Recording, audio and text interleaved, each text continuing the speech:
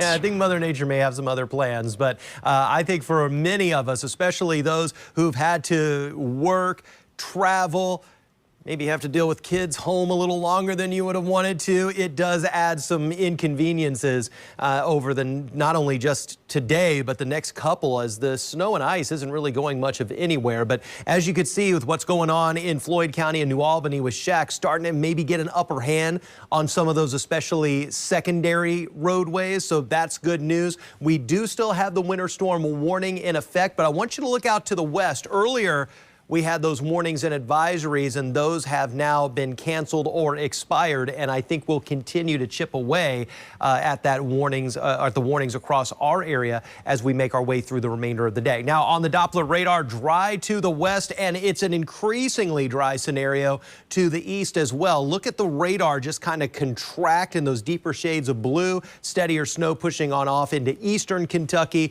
Still a few lingering flurries, even into Oldham, Henry, Shelby County, but that's going to be about it. I believe we are done with the accumulating snow with this storm. A little bit of sun trying to make its way through those mostly cloudy skies, enough for us to see some of those ripples on the Ohio River. There's been a brisk northerly breeze. In fact, it's out of the north and northwest at 14, some gust upwards of 20, so it makes 26 feel like 14. And I'm also concerned that those breezes get those heavy power lines with the ice on them swaying back and forth, as well as some of the tree limbs that could down and create more power outages across our area. We're hoping that's not the case, but definitely something to watch out for.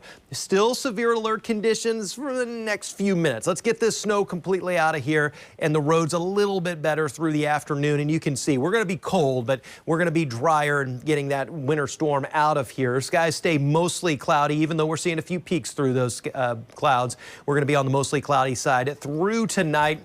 Temperatures down near 20 by 1 o'clock in the morning. We'll start near 12 in town, so it's going to be very cold. If a few breaks last a little longer, we can see some single digits. I think our coldest weather, though, is going to come by Thursday night, an area of high pressure. It's low pressure over us right now, but an area of high pressure that's creating some very chilly single numbers out towards North Dakota. And look at the cold air all the way down in the southern plains, Oklahoma City, and over to Memphis. As that settles in closer to us, our coldest night ahead does look to be Wednesday night into Thursday morning. It does not look like much right now, but we're going to start eyeing the southwestern United States and northwestern Mexico for the next system expected to develop, move into our cold air that's going to last in the 7-day forecast. And by late Friday into Saturday, it's our next opportunity for some snow showers and the potential for some more accumulation. But until then, we're drier, but we're cold. Temperatures lower and middle 20s the next 3 days.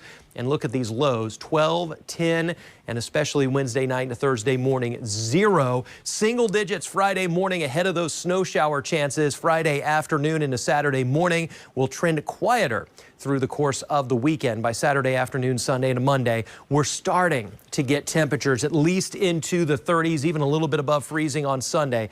It should help with at least a tad of a thaw. But boy, we are locked into some cold weather. We're going to send it on over now to Suzanne. She's standing by in the traffic center. Suzanne, are you starting to see what Shaq was seeing, a little better conditions on the roads? Certainly we are, Matt, much better. Now, I want to caution you, it is not perfect out there. And of course, on those side streets, those are still going to be quite messy. But those areas that have been plowed and treated, we are really seeing a nice improvement here. Let's go ahead and just give you a live perspective quickly of those changes. 71 right at the Watterson. You are looking much better here. Quick check here. This is the Gene Snyder right at New Cut Road that we're going to take a look at, looking fantastic. 264 at Newburgh also looking good. 65 in Hardin County moving well. Of course, we'll have much more coming up right after the break.